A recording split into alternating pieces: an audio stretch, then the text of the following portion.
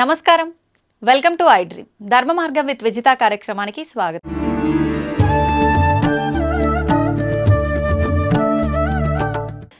స్వామీజీ, ఇప్పుడు ఈ తరం వాళ్ళలో చాలా వరకు ఆధ్యాత్మిక భావన కానీ దైవ చింతన కానీ చాలా వరకు తగ్గుముఖం పడుతుందని చెప్పాలి. ఒకవేళ ఎవరైనా పూజలు చేసినా భక్తిని ప్రదర్శించినా కూడా అది ఒక ఆడంబరం లాగా మనం ఎంత స్తోమతగా చేశాము అనే దానిపైన శ్రద్ధ ఉంటుంది తప్ప ఎంత భక్తితో చేశాము అనే దానిపైన శ్రద్ధ ఉండట్లేదు. నిజంగా అసలు ఎలా ఉండాలి ఈ ఆధ్యాత్మిక భావన అనేది? ఈ తరం వాళ్ళు ఆధ్యాత్మిక భావనలోకి మార్గంలోకి రావాలంటే మన నిత్యం చేసే విధి విధానాలన్నీ ఏ రకంగా ఉంటే బాగుంటుంది? ఈ మైకులు, ఈ కరెంటు లేనప్పుడు ఉన్న భక్తి వేరే, ఈ మైకులు వచ్చినాక వేరే. మైకులు వచ్చిన కొత్తలో కూడా గణపతి నవరాత్రులు 9 రోజులు ఆ గణపతి పాటలు తప్ప రెండోది ఉండేది కాదు. అవును. ఇప్పుడు దిక్కుమాలిన ఇంగ్లీష్ పాటలు, సినిమా పాటలన్నీ పెట్టి పారేస్తున్నాం. జాగరణం అని చేసే శివరాత్రి, జన్మకో శివరాత్రి అని చెప్పే శివరాత్రి, ఆ రాత్రి అంతా సినిమాలు చూస్తూ గడుపుతా ఉన్నారు. అవును. పెద్దవాళ్ళు పెట్టిన ఇంటెన్షన్ వేరే. జన్మకో శివరాత్రి అని ఎందుకన్నారు? ఈ శివరాత్రి అయిన మరుసదినమే నువ్వు ఉంటావో లేదో గ్యారంటీ లేదు. మళ్ళా ఇంకో శివరాత్రి చూస్తామనే దానికి ఛాన్స్ లేదు. అందుకని ప్రతి శివరాత్రిని ఈ జన్మకో శివరాత్రి అన్నట్లు చేసుకో. ఉదయం నుంచి ఆహారం తినకుండా ఉండి రాత్రంతా దైవనామ స్మరణతో గడుపుతూ మేలుకొని మరుసదినం 12 గంటలకు ఉద్వాసన. అట్లాగనే మన వాళ్ళు ఏకాదశి ఉపవాసాలు పెట్టించారు. అది వాళ్ళు ఎంత దూరపు ఆలోచన అంటే సంపూర్ణమైన సైన్స్ ఉంది. ఇప్పుడు ఒక జపాన్ శాస్త్రవేత్త 36 hours ఫాస్టింగ్ అనే ఒక విధానాన్ని కనిపెట్టి నోబెల్ ప్రైజ్ తెచ్చుకున్నాడు. ఏకాదశి ఉపవాసం అదే కదా, ద్వాదశి ఉద్వాసన అంటాం. ఏమైతుంది? 36 hours అంతే. 36 hours మీరు ఎప్పుడైతే ఫాస్టింగ్లో ఉంటారో మీ మెటబాలిజం తనను తాను రెక్టిఫై చేసుకుంటూ మీలో రెసిస్టెన్స్ కెపాసిటీని పెంచే గుణాలు దానికి వచ్చేస్తాయి ఆటోమేటిక్గా. ఓకే. ఈ విషయం మన వాళ్ళు కనిపెట్టే పండుగలకు నువ్వు మధ్య మధ్యలో ఈ ఉపవాసాలు ఉండు అన్నారు. ఇంకో అర్థం కూడా ఉంది. ఆవాసం అంటే వాని పక్కనే కూర్చోవడం అనే అర్థాన్ని తీసుకొని వీళ్ళు టిఫిన్లు, కాఫీలు అన్నీ లాగిచ్చేస్తూ దీనికి ఎప్పటికీ రెస్ట్ ఇవ్వకుండా పోతే వీడి శరీరం తొందరగా శిథిలమవుతుంది. అంత దూరదృష్టితో మన వాళ్ళు అసలు పండుగలు అని పెట్టడంలోనే ఎంత అర్థము. మీ తెలుగు మాటలు మహా గొప్పవి తల్లి. పండుగ చేసుకో, నిన్ను నువ్వు పండుగ చేసుకో. చెట్టులో ముందు మొగ్గ తొడుగుతుంది. మొగ్గ ఉండొచ్చు, రాలిపోవచ్చు. మొగ్గ పువ్వు కాదు, పువ్వులోనే రాలిపోవచ్చు. పువ్వు పిందెగా మారుతుంది, పిందెగా రాలిపోవచ్చు. కరెక్ట్. కాయ అవుతుంది, కాయ రాలిపోవచ్చు. పండుగ అయ్యేదానికి ఎంత శ్రమ ఉందో నీ జీవితాన్ని నువ్వు పండుగ మార్చుకో. ఆ అర్థంతో పెద్దవాళ్ళు పండుగ అని పెట్టారు. మనం పండుగ చేసుకుంటే ఇంకా పొద్దు హాలిడే, లేని పిండి వంటలంతా పొద్దు నుంచి సాయంత్రం దాకా తినడమే, సినిమాలకు పోవడమే. ఇది ఎట్లయిపోయింది? ఎక్కడ జరుగుతుంది పొరపాటు అంటే పెద్దవాళ్ళు మన సాంప్రదాయం ఇది, ఇలాగే ఉండాలా అని వాళ్ళు కూడా చెప్పక ఏందో ఆ పథకాలు చింతాడు మేము అనుభవించాము, మా వాళ్ళు జాలిగా అన్నా ఉండని, అరే పండగకు నీ ఇష్టం వచ్చినట్లు ఉండరా అనేసి పెద్దవాళ్లే ఫ్రీనెస్ ఇస్తాడు. తప్పు ఎక్కడ జరుగుతుందంటే ముందు తల్లి తండ్రి వీళ్ళు మామూలు విద్యావంతులే కాకుండా ఆధ్యాత్మిక పరంగా ఒక తల్లి ఉన్నప్పుడు ఒక జిజియాబాయి శివాజీని తయారు చేసింది. ఒక యశోద కానీ ఇంకోళ్ళు కానీ కృష్ణుడు తయారు చేసింది. తల్లి ఇంట్లో మొదట, అందుకే హోమ్ డిపార్ట్మెంట్ అంటాం. ప్రధానికన్నా హోమ్ డిపార్ట్మెంటే పవర్ఫుల్. హోమ్ డిపార్ట్మెంట్ బాగుంటే అన్నీ బాగుంటాయి. అట్లాంటిది ఈ కాలపు తల్లుల బాధ్యత పిల్లవాళ్ళలో భక్తి బీజాలు కూడా నాటాలి. ఇప్పటి నుంచే భక్తి ఎందుకు, రిటైర్డ్ అయినాక చూసుకుంటాం. రిటైర్డ్ అయ్యేంత వరకు నువ్వు ఉంటావా? సరే ఉన్నా అప్పుడు ఆ మంత్రాలు, స్తోత్రాలు, ఉపవాసాలు శక్తి నీ మెటబాలిజంలో ఉంటుందా? ఇప్పటి నుంచి అలవాటు చేసుకుంటే నీ బాడీ ఆ రోజుకు కూడా అక్కడే సహకరిస్తుంది. అందుకే విద్యాభ్యాసం చేసేవాడికి మన వాళ్ళు 4 వ్యవస్థలు పెట్టారు. బ్రహ్మచర్యం, విద్యాభ్యాస కాలం అంతా కూడా మంచి విద్య నేర్చుకో, ఆ తర్వాత గృహస్థాశ్రమంలోకి ప్రవేశించు, ఆ తర్వాత కొడుకులో పెళ్ళిళ్ళు అయిపోయినాక భార్యను అనుమతి తీసుకొని నువ్వు వస్తావా ఉంటావా, అక్కడ మన ఇద్దరం స్నేహితులు అన్నట్లు వానప్రస్థం. ఆ చిట్ట చివరిది సన్యాసం, సర్వసంగ పరిత్యాగం. అంత 4 వ్యవస్థలు మనోళ్ళు పెట్టారు. ఈ భక్తి తగ్గిపోవడానికి కారణము మనమే. చెప్పిన శాస్త్రం ప్రకారం చేసి తీరాలా అని ఒక గట్టిగా చెప్పేవాడు లేకపోయి do as you like, do as you like అనే వ్యవహారానికి దిగబడి కాంప్రమైజేషన్లోకి రాబట్టి ఇట్లా జరుగుతుంది. గణపతిని మట్టి గణపతినే తయారు చేయాలి. అది మళ్ళీ నిమజ్జనం చేస్తే నీలో నుంచి వచ్చింది తేరా తుచుకో అర్పణ అన్న భావన. అట్లానే శివార్చనలు చేస్తే బంకమన్నుతో నది పక్కనే శివార్చన లింగం చేసి నీళ్లు పోస్తూ ఉంటే అది మళ్ళీ కరిగిపోయి మళ్ళీ నదిలో కలిసిపోతుంది. నీది నీకే అర్పణం అన్న భావన. ఇంతింత అర్థాలతో మన వాళ్ళు పెట్టినారు. ఇప్పుడు యాక్రిలిక్ లింగాలన్నీ సెటప్ చేసి దానికి లింగాభిషేకాలు, పూజలు, దీపారాధన. ఆ బర్త్డే పొద్దు 50 బర్త్డే అంటే 50 దీపాలు వెలిగించి 50ని ఊది పారేసి కేక్ కట్ చేసుకొని తింటాడు. మనది దీపాలు ఆర్పే సంస్కృతి కాదు, దీపాలు ముట్టించే సంస్కృతి. పూర్వీకులు ఏం చేసేవాళ్ళు, ఒకవేళ రాజవంశాల్లో వాళ్ళు వీళ్ళు బర్త్డేలు చేసుకోవాలంటే వాడు ఎన్నో బర్త్డే అయితే అన్ని గుళ్ళల్లో అన్ని దీపాలు వెలిగించి రావాలి. దీపం జ్యోతిపర బ్రహ్మ దివ్యన సాధ్యతే సర్వస్వం దీపం సర్వతమోవహ అని దానికి చెప్తూ ఆ దీపం వెలిగించాలి. ఒకప్పుడు సూర్యభగవానుడు మునిగిపోతా అయ్యో నేను పోతా ఉండనే రాత్రి చీకటి అయిపోతే ఈ జనాలంతా ఏమవుతారు అనుకుంటే ఒక చిన్న దీపం చెప్పిందంట, డోంట్ వరీ డోంట్ బాదర్, నేనున్నా, నువ్వు బోట్ రెస్ట్ తీసుకో, రేపు పొద్దున రానిందంట. ఇంత చిరు దీపం చాలు కదా ఈ గది అంతని వెలిగించేదానికి. ఆ దీపం వెలిగించుకునే దాంట్లో ఎంత అర్థం మన వాళ్ళు పెట్టారో మీకు చెప్పే ఉంటాను, మళ్ళీ చెప్తాను. ఒక దేశంలో ఒక కొంచెము మంచి జ్ఞాని అయినా కానీ అప్పుడప్పుడు తిక్క ప్రశ్నలు వేసే రాజు ఒకడు ఉండేవాడంట. ఈ జనాలకందరికీ సభలో ఉండే వాళ్ళకు భయం, వీడు ఏ పొద్దు ఏ తిక్క ప్రశ్న వేస్తాడో, సమాధానం చెప్పకపోతే జైలు, కొరడా దెబ్బలు, రాజు ఏమనేకి లేదు. అట్లా బిక్కుమంటా అన్న ఒక దినము ఈయనకి తిక్క ప్రశ్నలు వేసే మూడు వచ్చింది. సభలో అందరూ జాగ్రత్తగా వినండి, నాకు 3 అనుమానాలు వచ్చాయి, దాన్ని తీర్చాల. వీళ్ళ గుండెల్లో రాయబడింది. వీడు ఏం అడగబోతాం, 3 ఒకటి కాదు, ఒకటి అడిగితేనే చెప్పలేం. అడగండి మహారాజా అన్నారు. ఇంకేం చేయలేక దేవుడు ఎక్కడ ఉన్నాడు, దేవుడు ఎటువైపు చూస్తూ ఉంటాడు, నేను ఈ ప్రశ్న అడిగి మీరు సమాధానం చెప్పేటప్పుడు దేవుడు ఏమి చేస్తూ ఉంటాడు, ఈ 3టికి సమాధానాలు చెప్పండి. ఎవడు చెప్తాడు, పోయింది మన బతుకులు అయిపోయినాయి అనుకున్నాడు. రాజు ఇట్లా ఏళ్ళు తిప్పి తన ఆస్థాన పండితుడికి ఏళ్ళు చూపించాడు. నువ్వు చెప్పు అన్నాడు. వాడు ఇంకా పండితుడుగా తెలివైనడు. రాజా ఏమన్నా సామాన్య ప్రశ్నలా, అడగంగానే చెప్పేసేదానికి 2 రోజులు టైం అయింది, ఈ లోపల కూడా మర్చిపోతాడులే అనుకున్నాడు ఈయన. 2 రోజులు కాకపోతే 3 రోజులు టైం తీసుకో, 3వ రోజు నువ్వు చెప్పాల్సిందే. ఈయన అప్పుడు సభ అయిపోయింది, ఇంటికి వెళ్ళాడు, దిగులుగా కూర్చున్నాడు. ఆయనకు రోజు పాలు పోస్తే గొల్ల పిల్లవాడు ఒకడు, 12 ఏళ్ల పిల్లవాడు అని వచ్చాడు, పాలు తీసుకున్నాడు. మహారాజా ఎప్పుడు దేదీప్యమానంగా మీ ముఖం వెలిగిపోతుంది, ఈ టైంకి మీరు 20 మందికి సత్సంగం చెప్పేవాళ్ళు, నేను పాలు పోసేసి బయట కూర్చొని వినేవాడిని, ఇప్పుడు ఎందుకు మీ ముఖం డల్గా ఉందని, ఏందో నా సమస్యలు లేరా పో అన్నాడు. అయ్యయ్యో నాతో చెప్పచ్చు కదా, రే మా రాజు ఉన్నాడా తిక్కలోడు, ఇట్లా 3 ప్రశ్నలు అడిగాడు, ఏం చెప్పి సవాలా, ఏంటి ఆ ప్రశ్నలు, నీకెందుకు రా, ఇన్ని రోజులు మీ సత్సంగం వింటాను స్వామి, ఏమో చెప్పండి అన్న. ఈ ప్రశ్నలు అడిగినట, దేవుడు ఎక్కడ ఉంటాడు, ఏ దిక్కు చూస్తూ ఉంటాడు, ఆయన ప్రశ్న అడిగి నేను సమాధానం చెప్పేటప్పుడు ఏం చేస్తుంటాడు, ఈ 3 చెప్పాలంటాడు.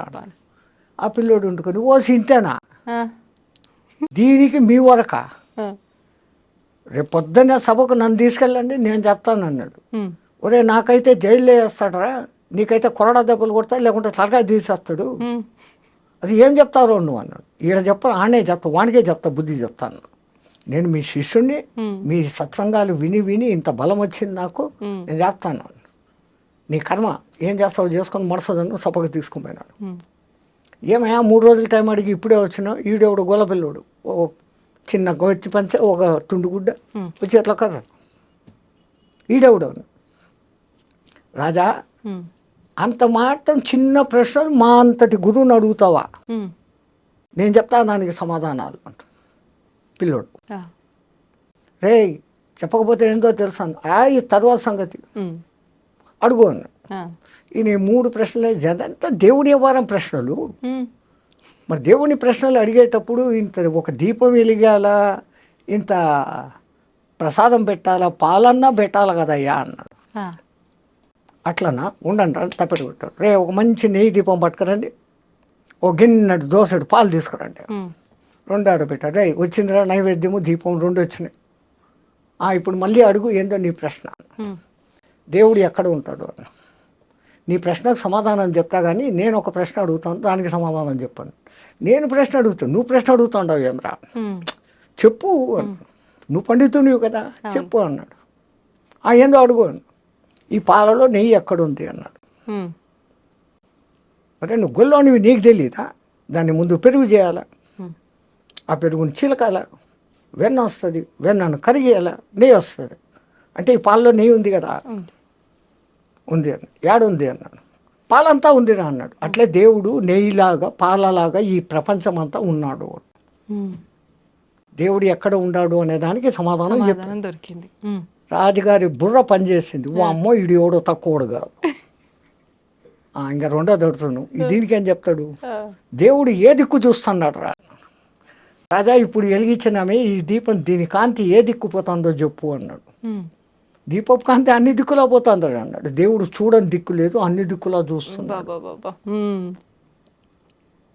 ఇంకా ఈయనకి టెన్షన్ వచ్చేస్తుంది. అంతే. అని ఇది ఎట్లా చెప్తాడు ఇప్పుడు, నేను ప్రశ్న అడిగేటప్పుడు నువ్వు ఏం చెప్తావో, నువ్వు సమాధానం చెప్పేటప్పుడు ఆయన ఏం చేస్తుంటాడో చెప్పాలా. మరి 3వ ప్రశ్న తెలుసు కదరా మళ్ళా చెప్పమంటావా అని. ఉమ్, అదే నాకు ఒక అనుమానం, నువ్వు ఇంత గొప్ప పండితునివి, ఉమ్, ఎక్కడైనా అడిగేవాడు కింద చెప్పేవాడు పైన ఉండాలి కదా, నీకు ఆ జ్ఞానం లేదా అన్నాడు. ఆ, అట్లనా అనేసి పీట వేసుకొని ఈయన కింద కూర్చొని రా సింహాసనం ఎక్కువ పైన కూర్చొని చెప్పు అన్నాడు. ఆ, ఈడో సింహాసనం మీద గొల్లోడు కూర్చున్నాడు. ఉమ్, ఇప్పుడు చెప్పు ఏందో ఆ ప్రశ్న అన్నాడు. ఉమ్, మళ్ళా అడుగుతావు ఏందిరా, నేను ఈ ప్రశ్న అడుగుతున్నప్పుడు నువ్వు సమాధానం చెప్పేటప్పుడు దేవుడు ఏం చేస్తున్నాడు, ఇదే చేస్తుంటాడు. గొల్లోని సింహాసనం ఎక్కించినాడు, రాజుని నేల మీద కూర్చోబెట్టినాడు. అసలు దాంట్లో మర్మం ఏమంటే, ఉమ్, చంచలమైన ఈ మనస్సులోకి గురుమంత్రం అనే పెరుగు వేసినప్పుడు ఉమ్, అది చంచలత్వము పోయి స్థిరమవుతుంది. ఓకే. ఆ స్థిరమైన స్థితిలో నీ తపన అనే కవ్వం వేసి చిలికినప్పుడు ఉమ్, అది వెన్నగా మారుతుంది. ఆ, ఈ తపన తపస్సుగా మారినప్పుడు ఆ వెన్న కరిగి నెయ్యి అవుతుంది. ఉమ్, ఈ నెయ్యి కరిగి ఇంకోటి అయ్యేది ఛాన్స్ లేదు. లేదు. బూడిద నెయ్యి 2 ఒకటే. ఉమ్, ఉమ్, బూడిదను మీరు ఎన్నిసార్లు కాల్చినా బూడిద. అది ఇంకో రూపు ధరించదు. నెయ్యిని ఇంకా ఎన్నిసార్లు కాల్చినా అది ఇంకో రూపు ధరించదు. ఉమ్, చివరికి నెయ్యిగా మారిపోవడం, ఒక స్థిరత్వాన్ని పొందడం. పాలలో స్థిరత్వం లేదు, అవును, అది పెరుగు వచ్చింది. అవును. పెరుగు పెరుగులో నుంచి వెన్న వస్తుంది. వెన్న కరిగి నెయ్యి అయినాక ఇంకేమీ లేదు. ఉమ్, అది దాని అర్థం. అట్లాగానే దీపం ఏ దిక్కు చూస్తుంది అన్నాను. అవును, అవును. అసలు ముందు దీపం ఏంటి, ఉమ్, చంచలమైన మనస్సుని స్థిరంగా పెట్టి దాంట్లో భక్తి అనే నూనె పోసి ఉమ్, గురువు ఇచ్చిన మంత్రం అనే ఒత్తి వేసి ఉమ్, నువ్వు తప్పించినప్పుడు ఆరణిలో మంటలాగా పుట్టి ఆ జ్యోతి వెలుగుతుంది. ఉమ్, అది మనలో పుట్టే జ్ఞానజ్యోతి. ఓకే. అందుకని మన పూర్వీకులు నీలో జ్ఞానజ్యోతి వెలగాలంటే ముందు భక్తి ఉండాలి. ఉమ్, ఆ భక్తిని ఈ విధంగా 9 విధ భక్తులు ఉన్నాయి, ఉమ్, ఇదేనైనా స్వీకరించు. ఈ 9 విధాలు కాకుంటే ఇంకా ఫైనల్ భక్తి ఇంకోటి ఉంది, వైరభక్తి, అంటే వైరాగ్యం. శత్రుత్వపు భక్తి. భగవంతుడి పైన కోపంతో వచ్చేదా స్వామీజీ? శత్రుత్వం. హ్మ్. అసలు మనం దేవుణ్ణి 10 సార్లు తలుచుకుంటే శత్రువు 20 సార్లు తలుచుకుంటాడు. అవును. మీరు ఎవరికైనా 10 మంచి పనులు చేశారు, హ్మ్. ఆ 10 మందిలో ఎవడో ఒక్కడు మిమ్మల్ని తలుచుకుంటాడు. హ్మ్. హ్మ్. అదే మీ మీద కోపం ఉండేవాడు హ్మ్. మీ ఎదురు కనపడినప్పుడు అంతా, లేదు మీ ఫ్రెండ్ ఎవడైనా కనపడితే కూడా అవును. వాడు అట్ట చేశాడు, వాడు పోతున్నాడు రోడ్డు మీద, వాడు అట్ట చేశాడు, వాడి పేరు 100 సార్లు చదువుతాడు. అవును. హిరణ్యకశిపుడు అంతే. హ్మ్. హ్మ్. ఎక్కడున్నాడురా హరి, ఎక్కడున్నాడురా హరి, ఈ ప్రహ్లాదుడు చెప్పిన దానికన్నా 100 సార్లు ఎక్కువ వాడు చెప్పాడు. హ్మ్. హ్మ్. వాడికి మోక్షం వచ్చాయి. మోక్షం వచ్చింది. అనన్య భావంతో భగవత్ చింతనం, ప్రతిఫలాక్ష లేపకుండా దేవుని చింతనం హ్మ్. అంతవరకే చేయాలి. కానీ లాభాల కోసము ఫలితాల కోసము మనం దేవుణ్ణి చింతన చేస్తాం. అవును. గుడికి పోయినా మనం చేసే పని ఇదే. హ్మ్. భక్తిభావం జనాల్లో ఉండాలా అని గుడి అనే వ్యవస్థ, గుడి కాదు దాని పేరు ఆలయం, అందులో లయం అన్న పేరు పెట్టారు. హ్మ్. ఆలయం. ఆలయం. ఆ ఆలయ నిర్మాణం ఎట్లుండేది? ఆ. పెద్ద గాలిగోపురం ఉండేది, లోపలికి వచ్చినాక బలిపీఠం ఉండేది, హ్మ్. ధ్వజస్తంభం ఉండేది, ఆ తర్వాత సంగీత మండపం ఉండేది, హ్మ్. దాని తర్వాత నృత్య మండపం ఉండేది, ఆ తర్వాత దర్శన మండపం ఉండేది, హా. ఆ తర్వాత గర్భగృహం అనేది ఉండేది. అవును. ఆ గర్భగృహంలో చీకటి ఉండేది, హ్మ్. హ్మ్. ఒక చిన్న దీపం, దేవుడు కనపడకుండా ఉంటాడు. మనం పోతే ఆ. పూజారి కర్పూర్ సే ఉస్కో హారతి. కర్పూరంతో హారతి ఇచ్చినప్పుడు ఆ పైనుంచి ఆ పబ, ఆ దివ్యమంగళ రూపము, ధరించిన ఆయుధాలు, కాళ్ళు అన్నీ చూపించుకొని దర్శనమిస్తాయి. ఆ చూసిన దాన్ని అంతా కళ్ళ నిండుగా చూసి హ్మ్. అక్కడ మళ్ళీ పైన ధ్యాన మండపం అని ఉంటుంది. హ్మ్. అక్కడ కాసేపు కూర్చొని ధ్యానించుకో, నువ్వు చూసిన దాన్ని ధ్యానించుకొని మన పెద్దోళ్ళు ఇంత గొప్ప వ్యవస్థ పెట్టినారు. హ్మ్. అంటే భగవంతుని దర్శనం తర్వాత కాసేపు గుళ్ళో కూర్చోవాలి అనడానికి అర్థం ఇదేనా స్వామీజీ అయితే? నువ్వు హ్మ్. కన్నారా ఏమి చూసినావో, అవును. ఏ ఆయుధాలకు ఏ అర్థము, ఎందుకు ఆమె ఆయుధాలు ధరించింది, ఆమె అతడు ఆయన. విష్ణువు అయితే శంకు చక్రాలు ఉంటాయి, ప్రధానంగా ముందు ఆ 2 కనపడతాయి. హ్మ్. హ్మ్. శం ఖం, హ్మ్. శుభకరమైన ఆకాశం, ఖం అంటే ఆకాశం, ఆహా. శం అంటే శుభకరం, హ్మ్. ఖం అంటే ఆకాశం, మంచి ఆకాశం. ఓకే. ఆ భావనతో నీకు చూసినప్పుడు ఆ దేవుని యొక్క సుదర్శనం, మంచి దర్శనం అవుతుంది. సుదర్శనం చక్రం కాదు, హ్మ్. హ్మ్. హ్మ్. సుదర్శనం. దర్శనం. అందుకే గజేంద్ర మోక్షంలో హ్మ్. కలడు వాడు కలడు లేడు అని ముందు మొత్తుకొని, ఆ.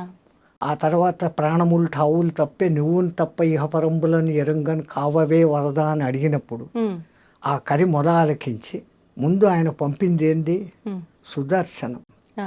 దానికి ముందు వీనికి దుష్ట దర్శనం, నేను ఆ భార్యలు చూస్తుండారు, నేను రాజును, డామ్ డూమ్ అని ఎగిరినాడు. హ్మ్. సుదర్శనమైనప్పుడు అవును. జరిగింది, దాని పేరు సుదర్శనం. హ్మ్. అట్లాంటి భావనతో నువ్వు చూసి ఆ భావనలన్నీ అనుకొని అక్కడ కూర్చోరాని ఇంత గొప్ప వ్యవస్థ పెట్టారు. అవును. మనమంతా ఆలయాలకు పోతుండం. హ్మ్.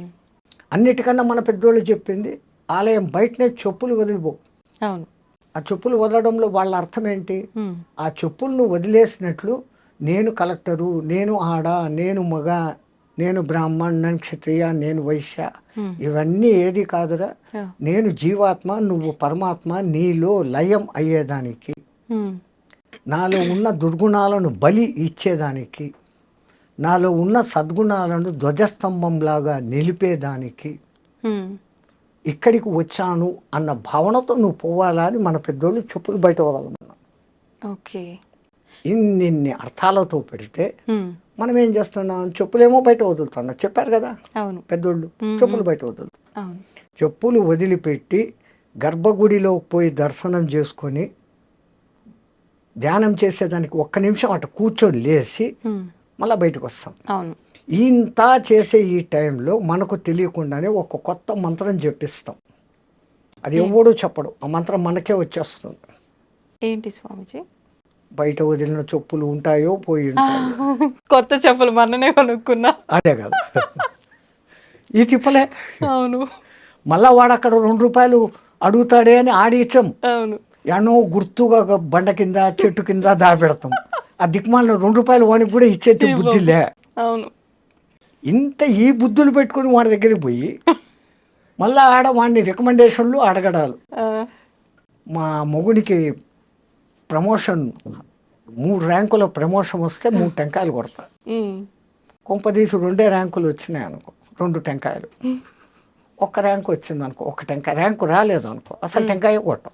ఈ డిమాండ్ చేయడం అనేది కరెక్టే అంటారా స్వామీజీ? మనమంతా ఒక 10 రూపాయలు టెంకాయ కొట్టేసి 50 లక్షలు మారుతి కారు ఇంటి దగ్గర ఉండాలని కోరుకునే రకాలు. అవును. వానికి ఎప్పుడు ఇవ్వాలా, ఎక్కడ ఇవ్వాలా, ఎంత ఇవ్వాలా, ఎప్పుడు ఇవ్వాలా, నీ కర్మను బట్టి ఏది ఎప్పుడు రావాలా ఖచ్చితంగా తెలుసు. వాడు ఇచ్చేది ఇస్తాడు. అడిగితే దొరికేది ఇంతేనమ్మా, అడగకుంటే ఇంత దొరుకుతుంది. ఎవరో ఒక గురువు గారు ఒక ఊరికి వెళ్తూ పర్సు పోగొట్టేసుకున్నారు. ఈ ఊర్లో ఎవరిని అడగాల? ఆయన గొప్ప గురువు, పేరు ప్రతిష్టలు ఉన్నాయి, మానం ఉంది, అభిమానం ఉంది. ఎవడైనా నా ఒక్క శిష్యుడు కనపడితే వాడిని అడగవచ్చు, అర్హుడు కదా అనుకొని చూస్తా పోతున్నాడు. ఆయనకు దూరంలో నిజంగానే ఆయన శిష్యుడు ఒకడు కనపడ్డాడు. అయ్యో మా గురువుగారు వస్తాడారు, ఆయనకి ఏదైనా దక్షిణ ఇస్తే బాగుంటుంది అని ఆయన దగ్గర ఉన్న పెద్ద నోట్ల కట్టల్లో నుంచి 10-100 రూపాయలు తీసి పక్కన పెట్టి పై జోబులో పెట్టుకున్నాడు రెడీగా. ఆయన ఎదురు వస్తున్నాడు, ఈయన వస్తున్నాడు. గురుగారు నమస్కారం. నాయన చిరంజీవ, అరే నాయన ఒక చిన్న సమస్య వచ్చిందిరా, నేను పక్క ఊరికి పోతే మా ఊరు 100 రూపాయలు టికెట్కు డబ్బులు కావాలరా. వీడు అడిగినాడు కాబట్టి వాడు 1000 ఇవ్వదలుచుకున్నాడు, ఆ 1000లో నుంచి 100 తీసిస్తాడు. వీడు అడగకున్నానంటే అవి ఇచ్చేవాడు. భగవాన్ కభీ వహీ హోతా హై, దేవునికి కూడా అదే ఉంటుంది. కానీ పెద్దలు ఒక సామెత చెప్తారు కదా స్వామీజీ, అడగంది అమ్మాయిన అన్నం పెట్టదు కదా. అది అమ్మే కాదు, ఆకలిరిగి టయానికి అన్నం పెట్టేది నిజమైన అమ్మ. ఏ అమ్మైనా కానీ అంతే. పిల్లోడు ఆడుకుంటుంటాడు, వాడు తినే టైం అయిందని చెప్పి రా అని లాక్కొని వచ్చి కుక్కేస్తుంది. అది తల్లి ప్రేమ, అన్కండిషనల్ లవ్. ప్రపంచంలో అన్ని లవ్లు బూటకం, అన్నిటి వెనకాల స్వార్థం ఉంది. తల్లి ప్రేమ ఒక్క దాంట్లోనే నిస్వార్థత ఉంది. పెంపుడు జంతువుల ప్రేమలో కూడా నిస్వార్థత ఉంది. అవి చూపించేంత అఫెక్షన్ మన సొంత బిడ్డలు చూపరు. ఒక కుక్కను మీరు పెంచుతారు, 4 రోజులు ఊరు వదిలిపెట్టిపోయి రండి, ఎట్లా మిందపడి చుట్టూ తిరిగి ఎంత దాని ప్రేమ చూపిస్తుందో. నిజం స్వామీజీ. మన పిల్లలు ఏం చేస్తారు? ఏం తెచ్చినావు నాన్న? బొమ్మలు తెచ్చినావా, చాక్లెట్లు తెచ్చినావా, బిస్కెట్లు తెచ్చినావు, బట్టలు తెచ్చినావా? Exchange, love exchange, money. But unconditional. వాడు కొడుకు మంచోడా చెడ్డోడా, డబ్బులు ఇచ్చాడా ఇయ్యలేదా, తల్లి ఆకలి చూస్తుంది. వాడు ఏ సమయంలో ఎవడు 10 మంది కొడుకులు ఎవడు ఏ కూర రుచిగా తింటాడు, ఏది ఎక్కువ తింటాడు, ఎవరు తక్కువ తింటాడు, ఎవడికి ఏ టైంలో పెట్టాలా, అన్నీ ఆ మహాతల్లి భరించి చూసుకొని చేస్తాను. ఈ ప్రపంచంలో ఇంకా ఉంది అంటే ఒక్కటి తల్లి ప్రేమ, అన్కండిషనల్ లవ్. అందుకే మన పూర్వీకులు మాతృ దేవో భవ అని మొదలుపెట్టినారు. ఆ తల్లి 9 మాసాలు మూసి కంటది. ఆ తర్వాత తన రక్తాన్ని పాలుగా పాసి వానికి వేస్తుంది. వాని మలమూత్రాలు అసహించుకోకుండా ఎత్తుతుంది. వాడిని బాగా జోలలో వేసి నిద్ర పుచ్చి అప్పుడే తింటామని కూర్చొని మొదటి ముద్ద నోట్లో పెట్టుకోగానే ఈ పులియారుగాడు అమ్మ ప్రేమ అన్నం చూస్తుందా బిడ్డను చూస్తుందా అని వాడిని గిచ్చుతాడంట భగవంతుడు. పులియారు మా అంతే గణపతి. వాడు కొయ్య అనగానే ఈమె చేయి వదిలేసి కడుక్కొని లేసిపోతుంది పరిగెత్తే. వాడు అప్పుడే గలీజ్ చేసి ఉంటాడు. తీసి కడిగి శుద్ధం చేసి మళ్ళీ వచ్చి కూర్చొని అప్పుడు తింటున్నాడు. వాడు అనను మొదలు పెట్టంగానే అమ్మ అను, మా అమ్మ అను మొదట అక్షరాలు నేర్పే మొదటి గురువు తల్లి. వానికి అన్నీ కొంచెం తెలిసి వచ్చినాకదో ఈడు మీ నాయన అని చూపిస్తే వాడు నాయన. తల్లి ఎవరిని చూపిస్తే వాడు నాయన, ఇంకోటి కాదు. అట్లాగని వీడి మేమామ లోకంలో బంధుత్వాలు పరిచయం చేసి ఆ లౌకిక విద్య గురువు దగ్గరికి అప్పగిస్తుంది. వాడి అదృష్టం బాగుంటే ఆధ్యాత్మ గురువు తగులితే వాడు పైకి వస్తాడు. మళ్ళీ ఈ తల్లి పెంపకంలో ఎక్కడ లోపం జరిగినా వాడు ఆధ్యాత్మికంలోకి పోలేడు. వాడిని ఆ వయసులో నుంచే ఆధ్యాత్మికం బోధించేది తల్లి. వానికి ఆ టైంలో నుంచే భక్తి బోధించేది తల్లి. లీలావతి కడుపులో వాడు ప్రహ్లాదుడు ఉన్నప్పుడు నారదుడు పక్కకు తీసుకెళ్ళి ఆ భక్తి కథలన్నీ వినిపిస్తే ఆడు విన్నాడు, అంత భక్తుడైనాడు. కడుపులో ఉండడానికి వినిపిస్తే వస్తుందా అని ఎగతాళి చేసిన వాళ్ళు ఇప్పుడు అవును. బిడ్డలు మ్యూజిక్ వింటున్నారు, దానికి ఆనందిస్తున్నారా అని ఎక్స్పెరిమెంట్లు చేసి కనిపెట్టినారు. వేద పఠనం వినిపించి తర్వాత పుట్టిన బిడ్డకు, నానాకు ఇంగ్లీష్ రికార్డులు పెట్టి డ్యాన్సులు పెట్టిన బిడ్డకు, ఆ తర్వాత ఎదుగుదలలో వచ్చిన మార్పులు 18-20 ఏండ్ల శోధన, 70 మందిని ఈ బ్యాచ్ 70 మందిని ఆ బ్యాచ్ను పెట్టి వాళ్ళ ప్రవర్తన వీళ్ళ ప్రవర్తన, అందరికీ ఒకే రకమైన ఆహారము ఒకే రకమైన బెడ్డు ఇచ్చినప్పటికీ ఈ సుమధుర సంగీతాలు వేద పఠనాలు శబ్దాలు విన్న వాళ్ళ ప్రవర్తనల్లో మార్పు, సాత్వికత, వాళ్ళలో ఉన్న క్రూయాలిటీ లెక్క తేలింది. ఓకే. సో మొట్టమొదట మన తల్లులు మారాలి. మై సన్ ఈ studying in English medium, he doesn't know Telugu అనే దిక్కుమాలిన లోకానికి వచ్చాం. ఆ ఇంగ్లీష్ ఏం చెప్తుంది? ఏ ఫార్ యాపిల్ తిండి తిను, బి ఫార్ బ్యాటు కొట్టుకో తలకాయ బోలు కొట్టుకో ఆడుకో, తర్వాత పిల్లులు కుక్కలు, C for cat, D for dog, E for elephant మదము, ఎఫ్ ఫార్ ఫాక్స్ చెడ్డబుద్ధుడు. ఇయా